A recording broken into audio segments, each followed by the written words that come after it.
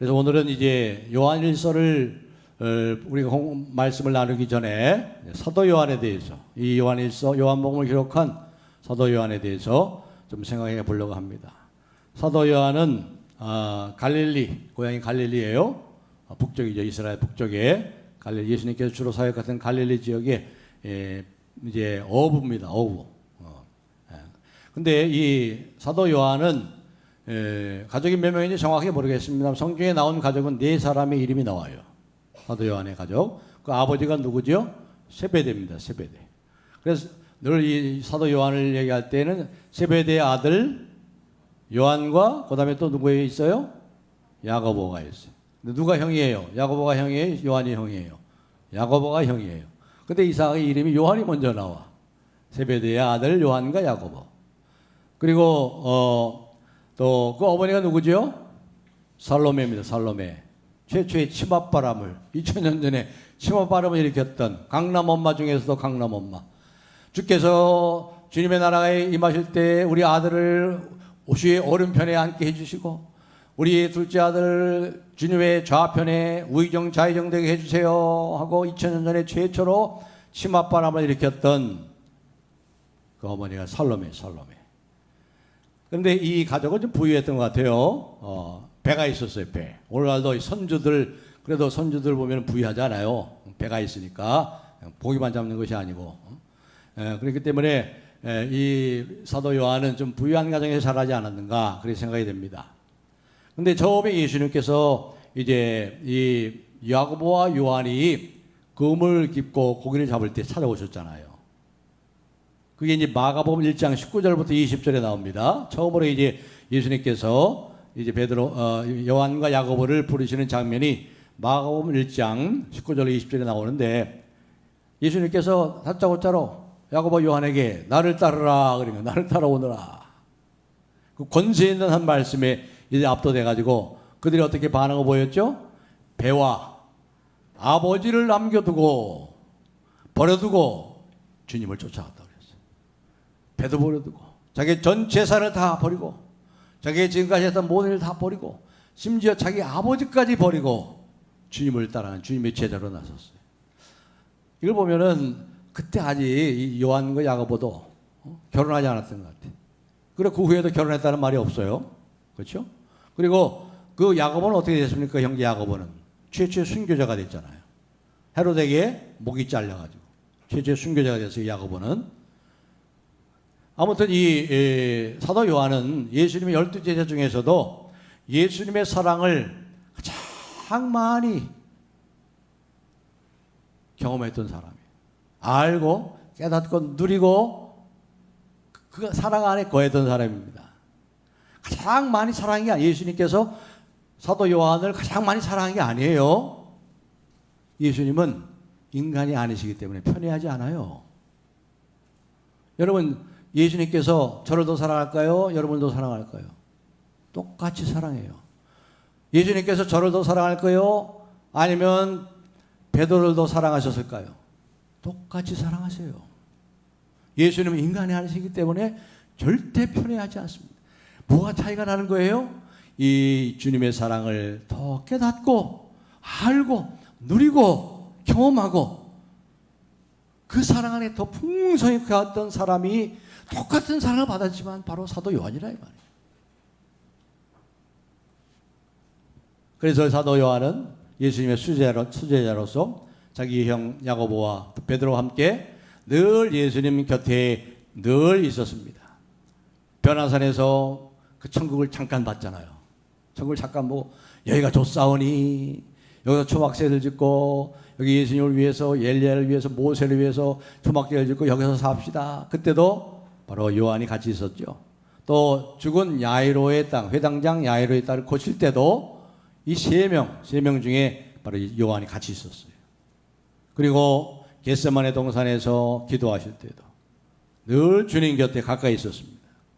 그리고 예수님께서 십자가에 죽으시고 부활하셔서 승천하신 후에 예루살렘 교회가 시작됐죠. 예루살렘 교회가 설립이 되었어요. 사도들에 의해서. 그때 베드로와 함께 이제 예루살렘 교회의 기둥 같은 지도자로서의 역할을 잘 했습니다. 그리고 AD 70년에 예루살렘이 멸망했을 때 이제 터키, 지금 터키죠. 소아시아, 에베소. 지금 우리 서원 선교사, 우리 협력원 선교사 그 터키의 이즈밀이라는 곳이 바로 에베소예요. 거기에 있으면서 에베소 교회의 담임 목사님으로 오늘 얘기하면 에베소 교회를 목회했어요. 오랫동안. 그러다가 이제 로마 황제 숭배로 인해서 교회에 큰 핍박이 왔을 때 붙잡혀서 사도 요한은 이제 반모섬이라는 그 지중해 반모섬이라는 곳에 유배돼서 거기서 평생 돌 깨는 작업하다가 거기서 이 요한계시록을 기록했잖아요. 하늘문이 열리고. 그래서 한 90세까지 살다가 요한이 어떻게 죽었느냐 이제 성경에 나오지 않기 때문에 전승에 의하면 그 반모섬에서 돌 깨는 작업을 하면서 요한계시를 기록하다가 한 90세경에 주님께로 돌아갔다. 이 세상을 떠났다고 그렇게 많은 학자들이 얘기하고 있습니다. 잘 알다시피 이 사도 요한은 요한복음을 기록했고 그리고 이제 우리 다음 주부터 우리가 함께 말씀을과 은혜를 나눌 요한 1서 그리고 요한 2서, 요한 3서, 그리고 요한 계시록 이렇게 성경을 기록했습니다. 그런데 특별히 사도 요한은 자기 자신을 성경에서 어떻게 표현했지요?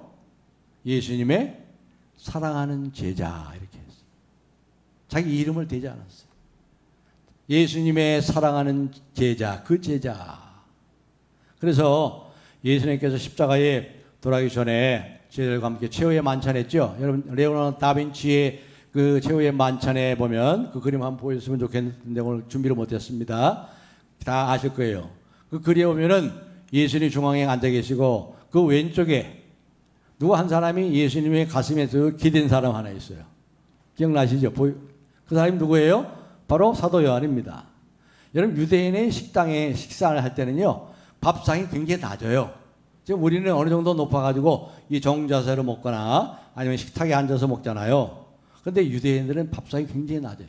그래서 낮아서 먹으려면 어떻게 돼요? 구부리는 것이 아니라 구부리면 이 소화도 잘 안 되잖아요. 그래서 한쪽을 이렇게 기울여서 먹습니다. 옆으로 딱 기울여가지고. 그래가지고 밥을 먹는 거예요. 그때 이제 예수님께 이 가슴에 쫙 이렇게 기대가지고 밥을 먹는 사람이 바로 이 사도 요한이었습니다. 그래서 그런지 이 요한복음을 비롯해서 사도 요한이 기록한 이 서신에 가장 많이 나오는 단어가 하나 있어요. 그 단어가 뭐지요? 두 글자. 사랑이라는 두 글자입니다. 사랑이라는 두 글자. 사랑이라는 두 글자가 요한복음에 가장 많이 얼마나 많이 나오냐면요. 공간복음, 마태복음, 마가복음, 누가복음 다 합해서 사랑이라는 단어가 32번 나와요. 32번. 그런데 요한복음 한 권에만 39번이 나옵니다. 이 공간복음을 다 합친 것보다도 더 많이 나와요. 더 많이 나와요. 심지어 우리가 다음 주부터 이제 함께 은혜를 나눌 요한 1서는 다섯 장밖에 안 돼 있어요. 5장. 5장밖에 안 되는데 무려 사랑이라는 단어가 30번이 나옵니다. 30번. 과연 사랑의 사도라 불리만 합니다. 이제 이 사도 요한이 세상을 떠날 때가 다 되어서 주님 품으로 돌아갈 때가 되었습니다. 거의 90살 넘었을 때 이 제자들이 말이죠. 에베소에서 이제 반모섬으로 잡혀가기 전에 에베소 교회를 목회할 때 이제 말도 나이가 많아서 변변히 말할 수 없는 지경에 이렇습니다. 이제 기력도 다 빠지고 그러니까 제자들이 위해서 이제 부축해가지고 강단에 세워요. 강단에 사도 요한 선생님 오늘도 귀한 말씀 은혜 말씀 전해주세요. 이렇게 강단에 이렇게 부축해서 세우면 그때 설교를 합니다. 근데 간단하게 설교를 해요. 잘 아시죠? 뭐라고 설교해요? 사랑하는 성도들이여 우리가 서로 사랑하십시다. 하나님이 우리를 사랑한 것처럼 우리도 서로 사랑합시다. 이 한 말밖에 안 해요. 이 한 말밖에 안 하는데도 온 성도들이 큰 은혜를 받아가지고 그 교회의 사랑이 충만했다고 합니다. 그런데 여러분 사도 요한은 원래 그런 사람이 아니에요. 원래 그렇게 사랑이 많은 사람이 아니었어요. 이렇게 변해요. 여러분 사람 잘 변합니까? 잘 안 변하죠. 인간이 잘 안 변해. 근데 그리스도 안에서는 변해요. 저도 보니까 많이 변한 것 같아요. 제가 40살 때 우리 교회 부임했는데 이제 30년이 다 돼가는데 많이 변한 것 같아요. 제 자신이 볼 때도 많이 변한 것 같아요. 혈기왕성했던 제가 많이 변한 것 같아요. 여러분 변하신 것 같아요? 변하지 않으면 큰 문제죠, 이게. 여러분이 변하지 않았다는 것은 이게 참 큰 문제예요. 아마 변했을 것 같아요. 제가 볼 때도 좀 변하신 것 같아요. 변해야 돼요. 지렁이 같은 야곱이 이스라엘로 변화된 것처럼. 이 사도 요한도 원래 그렇게 사랑의 사람이 아니었습니다. 누가복음 9장에 보면 이런 일이 있었어요. 예수님의 이제 제자들과 함께 예수님께서 이제 전도를 하러 가십니다. 동네마다 이 갈릴리 전체를 중심으로 해가지고 동네 이제 전도를 하는데 밤저녁 이제 저녁 늦게까지 전도를 하잖아요. 그럼 어떻게 돼? 배가 고프잖아요. 배가 고프. 그러면 이제 옛날에는 그런 습관이 있어요. 이웃에 나간 애들을 접대하는 그런 습관이 있었어요. 이스라엘에. 그래서 이제 그런 사람들을 이제 접대하고 우리 집에 오셔서 같이 식사를 합시다. 식사를 준비해 놓겠습니다. 이렇게 초대를 하는 거예요. 그런데 한 번은 어느 동네에 가서 복음을 전하는데 어느 한 사람 나와서 물 한 몫 뭘도 안 주고 말이죠. 저녁 초대도 하지 않는 거예요. 배는 고파서 이제 고파 죽겠는데. 그리고 또 잠자리는 더구나 더 잠자리도 제공해 주거든요. 나그네들한테. 더구나 복음을 위해서 사는 그 이스라엘의 전통이 있잖아요. 유대인의 전통들, 구약의 전통을 가지고. 그런데 한 그 동네에서는 누구도 나와서 밥 한 술도 대접하지 않지. 잠자리도 제공해 주지 않지. 그러니까 화가 난 거예요. 화가 났어요. 특별히 누가 화가 났어요? 이 야고보와 요한이 화가 났어요. 야고보와 요한이. 그래서 누가복음 9장 54절부터 56절에 보면 이렇게 말합니다. 제자 야고보와 요한이 이를 보고 가로되 주여 우리가 불을 명하여 하늘로부터 내려 저들을 멸하라 하기를 원하시나이까. 화가 나가지고 분노가 그냥 머리 뚜껑에 올려가지고 말이죠. 하늘로부터 불이 내려가지고 이 동네를 다 불태워 멸하면 어떻겠습니까? 이렇게 얘기하는 거예요. 예수님께서 돌아보시고 꾸짖으시고 다른 동네로 가시니라. 이게 야고보예요. 이게 요한이에요. 이게 요한. 보통 이 성질이 대단한 사람 아니에요. 이 사람. 욱하는 성격이 있습니다. 아주 분노를 잘합니다. 또 이런 일도 있어요. 누가복음 9장 49절 그 바로 앞에서 보면은요. 어떤 사람들이 예수님을 쫓아다니지 않아요. 예수님을 쫓아다니지 않으면서 예수님의 이름을 빌려가지고 귀신을 쫓아내는 거예요. 그걸 보고 이 야고보 요한이 이렇게 얘기합니다. 누가복음 9장 49절에 보면은 요한이 여짜오되 주여 어떤 사람이 주의 이름으로 귀신을 내쫓는 것을 우리가 보고 우리가 함께 따르지 아니함으로 금하였나이다. 그러니까 가서 보고를 하는 거예요. 내가 보니까 예수님을 쫓아가지도 않으면서 예수님의 이름으로 귀신을 쫓아나고 있는 그런 인간들이 있더라고요. 그래서 내가 그 인간들에게 야, 니들이 예수님을 쫓아다니냐면서 왜 예수님의 이름을 가지고 귀신을 쫓아내고 있어? 그렇게 하지 마! 이렇게 말했던 사람이에요, 이 사람이. 아주 대단한 사람이죠. 그래서 예수님께서 이제 이 두 사람에게 이름을 줬어요. 이름을 주셨어요. 뭐라고 이름을 붙여주셨어요? 마가복음 3장 17절에 보면 이렇게 말씀합니다. 또 세베대의 아들 야고보와 야고보의 형제 요한이니 이 둘에게는 보아너게 곧 우레의 아들이란 이름을 더하였으니 우레의 아들. 마가복음 3장 17절 우레의 아들. 우릉번쩍 광탕 가는 곳마다 그냥 우릉번쩍 관광이야. 문제를 일으키고 큰소리치고 성격이 급하고 말이죠. 한 성질하는 사람이에요. 버럭하는 사람이에요. 이런 사람이에요. 이런 사람. 그 어머니는 똑같이 그 어머니의 그 아들들. 그 어머니의 그 아들. 그 DNA가 어디로 가겠어요? 그 DNA가. 사도 요한은 원래 이렇게 사랑과 희생과는 거리가 먼 사람이었습니다. 그런데 보세요. 오늘 4장 18절 한번 오늘 본문에 요한일서 4장 18절 한번 보겠습니다. 다 같이 한번 읽읍시다. 시작. 사랑 안에 두려움이 없고 온전한 사랑이 두려움을 내쫓나니 두려움에는 형벌이 있으므나 두려워하는 자는 사랑 안에 온전히 이르지 못하였느니라.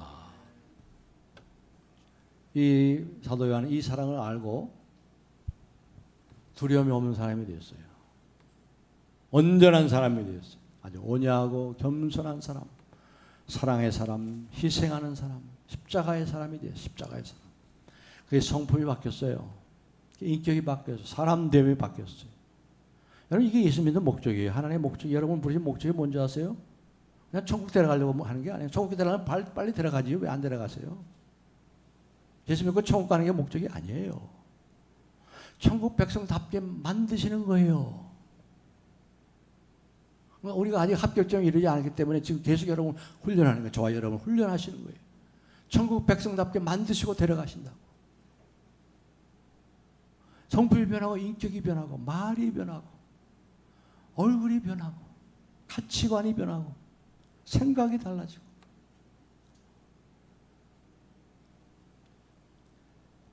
이 사도 요한이 이런 사람이 말이죠. 이렇게 화를 잘 내고 급하고 냉정하고 냉혹하고 말이죠. 이런 사람이 어떻게 이렇게 사랑의 사람으로 변화됐을까요? 딱 한 가지 이유밖에 없어요. 뭐예요? 주님의 사랑을 받았기 때문에. 주님의 사랑.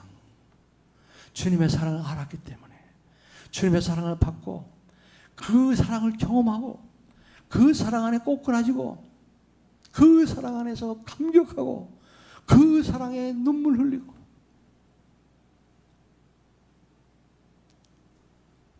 저와 여러분이 이런 사람이 되기를 간절히 소원합니다. 예수님 이름만 들어도 눈물이 나는 사람. 저는 그런 적이 있었어요. 예수님 이름만 생각해도 눈물이 나더라고요. 그런 적이 있었어요.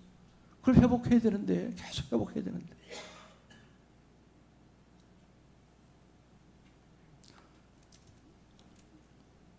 예수님의 사랑을 많이 깨달아 알고 그 안에 거하시고 누리시고 경험하시기를 주님의 이름으로 축복합니다. 요한은 1서 4장 19절에 그래서 사도 요한은 이렇게 얘기합니다. 4장 19절 한번 다 같이 읽겠습니다. 시작. 우리가 사랑하면 그가 먼저 우리를 사랑하였습니다. 아멘. 이 말씀이 의미하는 게 뭘까요? 우리가 사랑하면 그가 먼저 우리를 사랑하셨음이니라. 먼저 사랑하셨다는 것은, 다시 말해서 이 먼저 사랑했다는 것은 우리가 주님을 사랑할 수 있는 가장 중요한 동기요, 이유요, 원동력이 됐다는 거예요. 주님께서 우리를 먼저 사랑하셨기 때문에, 다시 말해서 우리가 주님의 사랑을 알기 전에는 이런 사랑을 할 수가 없다는 거예요. 주님의 사랑을 받기 전에는 절대 이러한 사랑의 사람으로 바뀌어지지 않아요. 그 얘기를 하는 거예요. 우리가 주님의 사랑을 알아야 돼요. 주님의 사랑을 받아야 돼요. 그 풍성한 사랑을 경험해야 돼요. 그래서 제가 여러분에게 세 가지 기도 제목을 늘 부탁했죠. 그 세 가지 기도 제목 중에 마지막 세 번째 기도 제목이 뭐였죠? 그리스도의 사랑의 넓이와 깊이와 높이와 길이가 어떠함을 깨달아 하나님의 모든 사랑의 충만함으로 충만케 되기를 원하노라. 바울 사도가 에베소 교회를 위해서 기도한 그 기도 제목, 주님의 사랑의 깊이와 넓이와 높이와 길이가 어떠함을 깨달아서 그 예수님에 대해 이름만 들어도 눈물이 나는,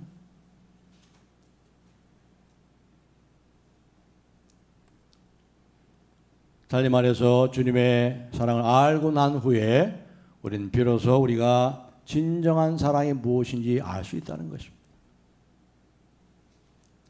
우리 한국 사람들은요, 이 사랑한다는 말을 다 좋아해요. 팝송이라든가 가요 보면은, 우리 한국 사람은 아니라 전 세계 어느 나라 다 그렇죠. 사랑이라는 말을 참 좋아합니다. 사랑한다는 말을 좋아합니다. 그런데 과거에 이 사랑한다는 말을 하는 거 별로 잘 못했어요. 저 때에도 그렇게, 제가 70년대 학번인데 그때도 그렇게 사랑한다는 말을 그렇게 쉽게 하지 못했습니다. 프로포즈 할 때. 정말 그렇게 좀 진심으로 그렇게 말을 한 것이 기억이 나지만 쉽게 그렇게 말하지 않습니다. 그런데 요즘에는 웬 사랑한다는 말을 이렇게 쉽게 하는지. 여러분 114 전화번호 돌려보세요. 뭐라고 하는지 아세요? 사랑합니다, 고객님. 뭘 가르쳐 드릴까요? 그래서 아니 정말 저를 사랑하세요? 이렇게 물어보고 싶었어요. 80년대에 그 가요 중에 이런 가요가 있어요. 사랑은 연필로 쓰세요. 기억나세요? 그때 80년대만 해도 7, 80년대만 해도 이 낭만이 있었어요. 그래서 사랑은 연필로 쓰세요. 사랑을 쓰다가 틀리면 지우개로 깨끗이 지워야 하니까. 그렇죠. 사랑하다가 잘못될 수 있단 말이에요. 그러니까 지우개로 깨끗이 지워야 되니까. 그래도 그때는 그래도 괜찮았어. 그렇죠? 근데 요즘에 이 노래 가사들 어떤 가사를 다 들어보세요. 너무나도 육체적인 사랑 노골적으로 얘기해. 노골적으로. 팝송을 들어봐도 뭐 내가 오늘 문을 열어놓을 테니까 몰래 들어와. 뭐 그런 노래도 있더라고. 참 요즘에 그 사랑이라는 것이 이 우리가 갖고 있는 옛날의 기성세대의 그 사랑의 개념과 정말 많은 차이가 있습니다. 이 모든 것이 주님의 사랑을 모르기 때문에 오는 거예요. 모르기 때문에. 그런가 하면 또 어떤 것이 있어요? 빗나간 부모의 사랑이 있어요. 빗나간 부모의 사랑. 아무리 자식을 이기는 부모가 없다고 하지만 어떠세요? 요즘의 부모들은 지나치게 자녀들을 이기적인 자녀로 키워요. 사회에서 필요로 하는 공동체적인 덕목을 가진 그러한 사람들로 키우지 않고 이 무한 경쟁에서 어떻게 해야되는지 이기는 법을 가르쳐요. 부정한 방법을 사용해서라도 자녀를 좋은 대학에 보내려고 하고. 그래가지고 키우니 이 자녀들이 말이에요. 이 사회의 이 정의에 대해서 아주 둔감해지잖아요. 무조건 자녀를 사랑한다고 감싸주는 게 자녀를 사랑하는 거 아니잖아요. 옛날에는 자기 아이들이 다른 아이와 싸우면 자기 아이를 나무랬어요. 그랬죠? 근데 지금은 안 그래. 지금은.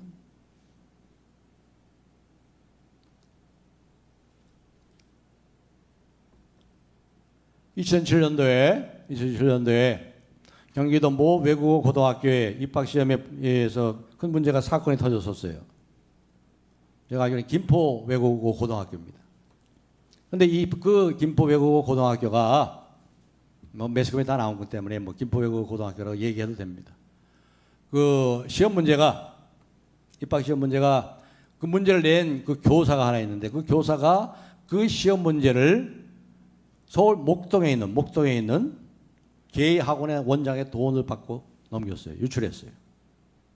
60문제 중에 38문제를 유출한 거예요. 근데 이게 발각이 됐습니다. 그런데 먼저 이 38문제를 이제 그 제2학원이 돈을 받고서 이제 뭘 받았겠죠. 그래가지고 자기 학원의 학생들한테 이제 다 미리 공부시킨 거예요. 다 암기시킨 거지.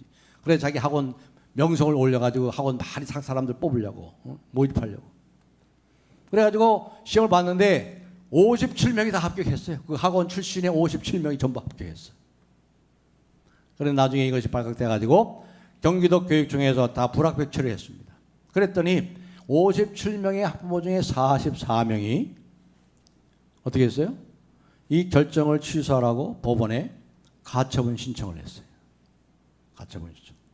그런데 법원이 학부모들의 손을 들어준 거예요. 이 법원의 원안이 판결 확정될 때까지 합격생으로 인정해준다. 그래가지고 그 TV에도 나왔답니다. 그게. 그래가지고 그 소식을 듣고 그 학부모들이 44명의 학부모들이 좋아가지고 눈물 흘리면서 막 좋아가지고 난리쳤대. 거기에 가처분 신청에 참여한 13명의 그 학부모들의 그 자녀들은 불합격 처리됐고. 이게 한국 사회예요. 여러분 우리가 자녀를 키우면서 도덕질하는 도덕도 자기 자식들에게는 도덕 안 가르친다고 그러잖아요. 밖에서는 좀 잘못 살아도 집에 들어와서 이 순진한 아이들을 보게 되면 말이죠. 아이들 앞에 부끄러워지 않은 삶을 살아야 되겠다는 다짐을 하는 게 부모의 마음이 아니겠어요? 평소에 무단 횡단을 해다가도 말이에요.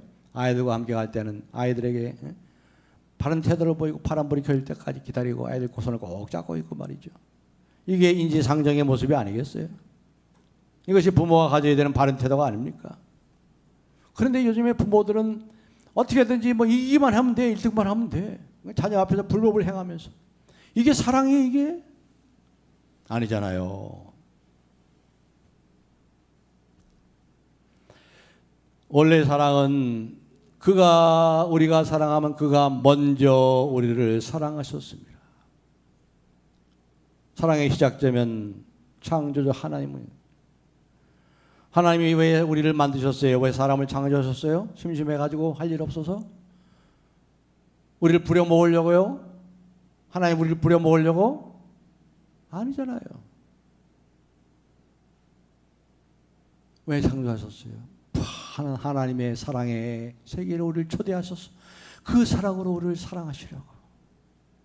성부, 성자, 성령이 서로 그 충만한 사랑으로 사랑하시는 그 사랑의 세계로 우리를 초대해서 그 사랑으로 우리를 사랑하시려고. 저와 이러면 그 사랑을 받고 사는 거예요. 얼마나 감사한지 몰라요. 그 예수님의 사랑만 이름만 들어도 눈물이 나는 거예요. 눈물이 나는 거예요. 우리가 얼마나 큰 사랑을 받고 사는데 천국에 가서 얼마나 큰 사랑을 그 눈에 보고 볼 텐데 이젠 지금도 우리가 경험하고 살고 있고요. 그런데 인간이 타락함으로 인해서 지성이 무뎌지고 감성이 삐뚤어졌어요. 그래서 사랑이 무엇인지 모릅니다. 몰라요. 사랑의 능력도 없어요. 무엇이 진정한 사랑인지도 몰라요. 그러면서 사랑받겠다고 부르짖고 지금 기갈에 허덕이고 있어요. 다 사랑받으려고. 하나님이 우리를 먼저 사랑하셨습니다. 이 말의 첫 번째면 결국 뭐예요? 인간의 사랑에는 한계가 있다는 거죠. 한계가 있다. 사랑의 창시자인 하나님의 사랑을 통해서만 완전한 사랑을 할 수 있는 거예요. 자, 우리 여기 4장 7절 8절 한번 읽겠습니다. 4장 7절 8절 시작. 사랑하는 자들아 우리가 서로 사랑하자. 사랑은 하나님께 속한 것이니 사랑하는 자마다 하나님으로부터 나서 하나님을 알고 사랑하지 아니하는 자는 하나님을 알지 못하나니 이는 하나님은 사랑이심이라. 아멘. 이 진리를 깨닫는 게 굉장히 중요해요, 여러분. 우리 마음에 자연스럽게 절대 이 사랑이 나올 수가 없어요. 하나님의 사랑은 하나님으로부터 나오는 거예요. 하나님으로부터만. 이 진리를 깨닫는 게 굉장히 중요해요. 다른 모든 사랑은 전부 다 가짜예요. 모조품이 모조품. 하나님의 사랑이 이 모든 완전한 그 원형이라고 그러죠. 프로토타입. 완전한 원형. 프로토타입. 그리고 다른 사랑.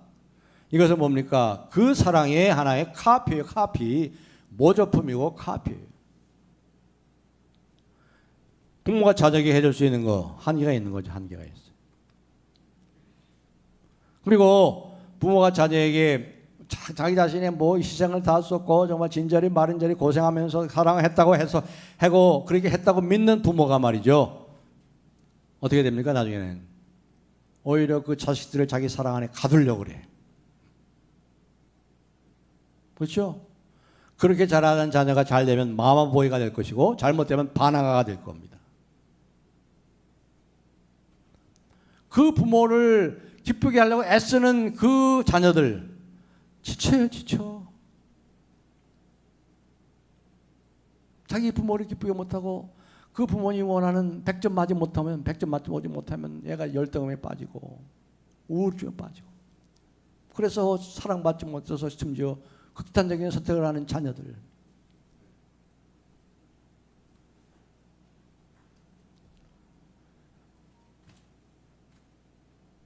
정말 사랑을 하는 사람들은요, 자기의 한계를 알고, 나에게는 이런 사랑이 나올 수가 없구나. 그래서 자신만만하지 않습니다. 베드로가 한때는 자신만만했잖아요. 내가 누구도 내가 누구보다도 주님을 사랑하고 주님을 위해서 죽기를 각오했습니다. 자기 편에서 보면 진정한 모습이라고 볼 수 있지만, 그러나 그 자신감과 그 맹세가 진정한 사랑이 아니었음을 나중에 깨닫잖아요.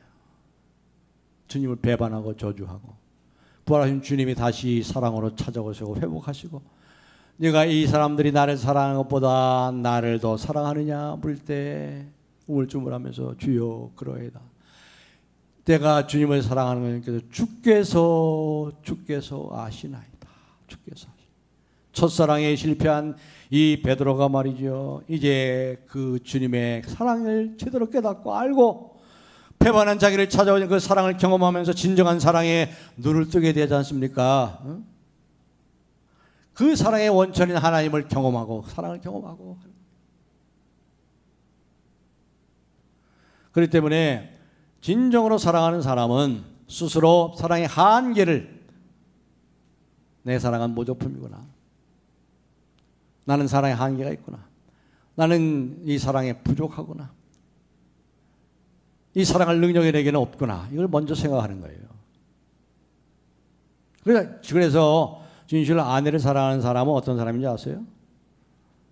나같이 무능한 사람과 같이 살아준 것에 대해서 너무나도 고맙소. 나는 아내에게 당신에게 해준 것도 없는데 당신을 고생만 많이 시키고 당신 마음에 상처를 주고 많이 아프게 했는데 나를 그래도 끝까지 버리지 않고 같이 살아준 거 너무나 고맙소. 그렇게 말하는 사람이 진짜 아내를 사랑하는 사람이에요. 그렇지 않고 나만큼 아내를 사랑하는 사람 있으면 나와봐. 설거지 해주지, 빨래 해주지, 돈 벌어다 주지. 안 그래? 그렇게 말하는 사람은 진정한 사랑이 뭔지 모르는 사람이에요. 부모를 진정으로 공경하는 사람도 자기를 효자라고 생각하는 사람은 없어요. 늘 자기를 불효자라고 생각합니다. 불효자라고. 자신의 한계를 알고. 자기가 스스로 효자라고 생각하는 사람 치고 효자가 없어요. 교회의 사랑도 마찬가지예요. 여러분, 교회 사랑. 교회를 사랑하는 것도 마찬가지입니다. 주님께서 피로 값져가신 이 교회를, 이 보배로운 교회를 나보다 더 사랑하는 사람 있으면 나와봐. 나보다 더 아끼고 나보다 이 교회를 더 생각하는 사람 있어? 그런 사람이 교회를 살리는 게 아닙니다. 오히려 그런 사람이 교회에 시험을 일으켜요. 오히려 교회를 사랑하는 사람 어떤 사람인지 아십니까? 자기의 부족함을 깨닫고 자기가 교회를 더 사랑하지 못한 것을 깨닫고 눈물 흘리며 기도하는 사람이 진실로 교회를 사랑하는 사람인 거예요. 그래서 교회를 사랑하는 사람은 숨어있는 경우가 많아요. 숨어있는 경우가 나서질 않고.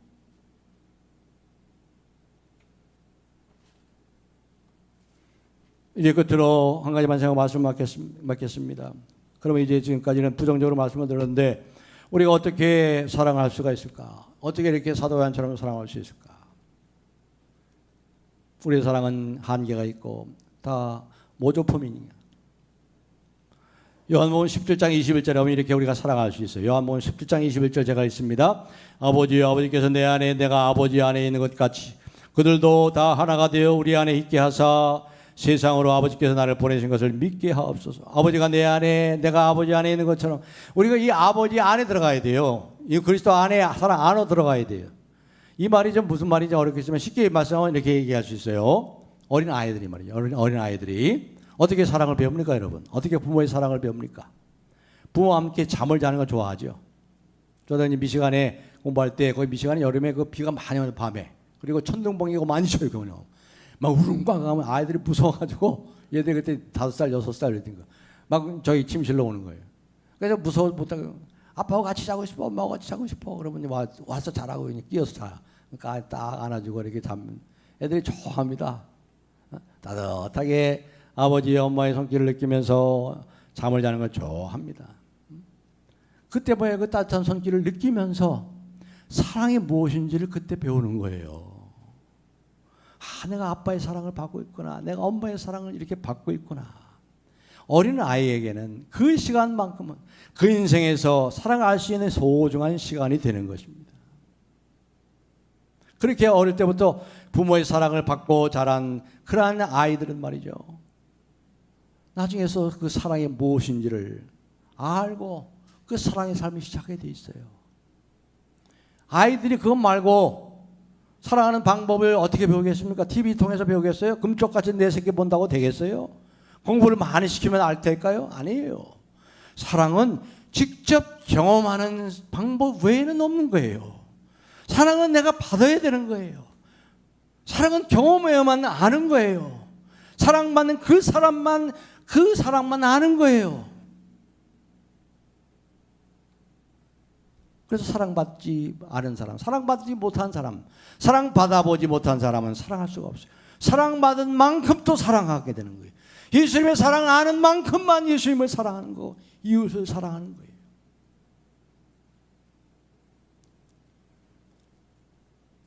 그래, 진정한 사랑을 그렇게 배우시기 때문에 우리 주님과의 깊은 사랑의 교제 속으로 들어가셔야 돼요. 내 안에 아버지가 내 안에, 아버지께서 내 안에, 내가 아버지 안에. 늘 성자 예수님은 성부 하나님과 늘 교제했어요. 그 사랑의 교제 속에서 하늘로부터 오는 너는 내 사랑하는 아들이라, 내가 너를 기뻐한 늘 그 음성을 듣고 누가 뭐라 그래도 태제들도 다 버리고 도망가도 너는 내 사랑하는 아들이라, 내가 너를 기뻐하노라. 십자가의 사랑을 통해서, 그리고 특별히 기도 중에서 이 사랑을 많이 느껴요. 주님의 사랑, 기도라는 게 뭐예요? 주의 사랑의 품에 안겨서 주의 사랑의 음성을 듣고 또 나의 소원과 내 얘기를 하는 거예요. 친정아버지한테, 사랑하는 친정아버지한테 가서 친정아버지한테 다 얘기하고 친정아버지의 소리를 다 듣고, 이게 기도예요. 기도. 기도 속에서 뭐예요? 깊은 기도 속에서 주님이 나를 푹 안아주시고 주님의 사랑의 품에 안겨있는 그 모습 속에서 거기서 한없이 울어요. 또 주님 품 속에서 울기도 하고, 사람 앞에서는 울지 않지만 주님 품 안에서 울기도 하고 웃기도 하고 또 부르짖기도 하고, 거기서 또 누구 때문에 뭐 하겠다고 막 아까 주님한테 막 또 고자질도 하고 말이죠. 개인 기도 속에 얼마든지 할 수 있어요. 그거는. 그때야말로 어떻게 됩니까? 그때야말로 내 기도하는 그 시간, 그때가 가장 귀하다. 큰 불행 중에 슬픔 당할 때 나 위로받게 하시네.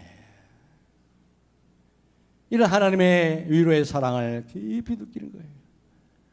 마치 포도나무 가지가 포도나무에 붙어 있어서 그 포도나무의 수액을 깊이 빨아들이는, 그것이 그 복된 그 주님과 친밀히 교제하는 기도의 시간인 거예요.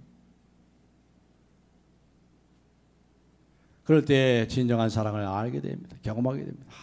내가 이렇게 주님의 사랑을 받고 있구나. 날마다 교제 속에서 주님을 인정하시고 주님과 동행하세요. 주님이 늘 동행하시는데 우리는 주님을 자꾸 없는 것처럼, 보이지 않는 주님을 보는 것처럼 믿고, 그렇게 주님을 인정하고 주님과 동행하고 주님과 얘기하고 주님께 묻고, 힘들면 주님 도와주세요.